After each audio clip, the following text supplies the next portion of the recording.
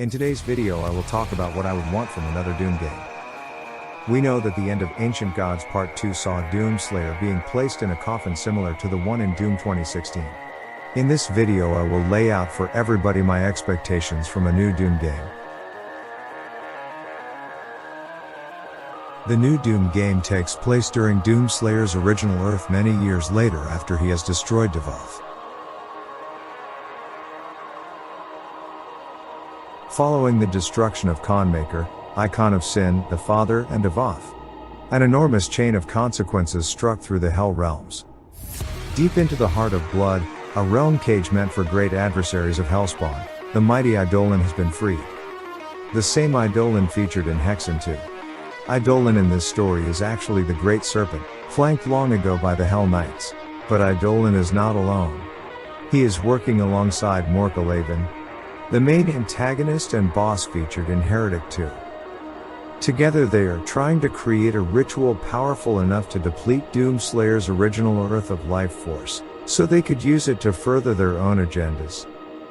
Corvus, the main protagonist of Heretic 1 and Heretic 2, is being hunted down by Morkalaven's forces. One day as he crossed through the ID multiverse, he stumbled upon Doomslayer's coffin located in the Tomb of Souls.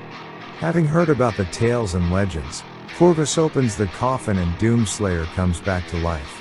Corvus learns the truth about Doomslayer's powers and that Devoth's demise led to the loss of his powers. And now he is just a simple man. Corvus began to understand the warrior's situation. And he set a plan. Using the knowledge of Hell Doomslayer possessed, Corvus and Doomslayer find two artifacts residing in Urdak, the Soul Cube and the Bloodstone. Using an incantation from the Tome of Power, Corvus uses a powerful spell that combines the abilities of the Hellstone and those of the Soul Cube.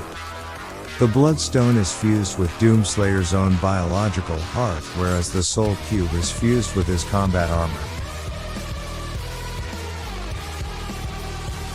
The playable aspects of the new Doom game features a co-op mod where two people can play together in the main campaign. However, the co-op campaign has more enemies in order to balance out the combat system. In single-player campaign, most of it is given to Doomslayer. But Corvus has a few playable missions too. For example, the prologue starts with Corvus.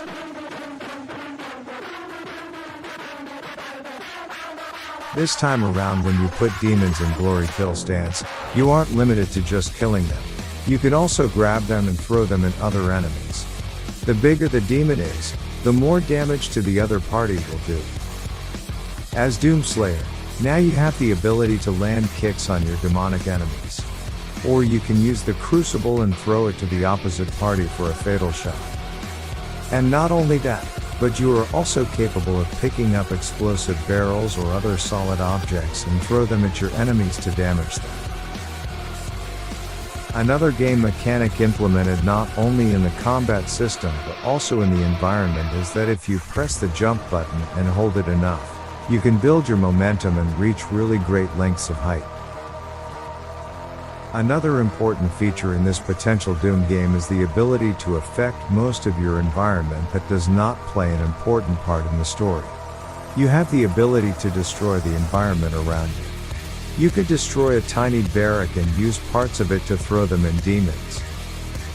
This time around the maps not only that remain large, but they are also explorable. There are certain areas where you can find secret encounters without the need of ripping a heart from a demonic fleshy tree. A feature found in Serious Sam games. The runes remain the same. The power-ups are reduced throughout the game. The Berserk, the Invincibility and the Speed power-ups are now integrated in the Doomslayer's arsenal due to the abilities given by the Hellstone. They are simultaneously activated and last for 1 minute. For this to happen, the player has a Slayer bar consisting of 7 mini-bars. Heavies fill it up faster. Most enemies from the previous Doom games are present in this story. They have been reincarnated into new bodies serving under Eidolon. But we also have 3 enemies from Heretic: the Plague Spreader, the Seraph Guard and the Seraph Overlord. The Marauders are a recurring enemy.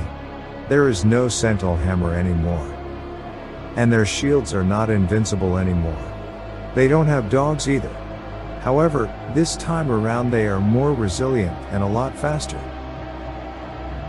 In this potential story, the Marauders have now a leader. He is known as the Marauder King. The Marauder King in truth is Doomslayer's once commanding officer who now has been killed by demons and turned into a ghoul entity after the events of Doom 2. Unlike the rest of the Marauders, the Marauder King has the ability to summon an orange energy horse that aids him in his battle against Doomslayer. He also has the power to summon other Marauders to aid him in his fights. Thank you for watching my video. Don't forget to share and subscribe. And if you have any video suggestions, please do let me know. Demon out.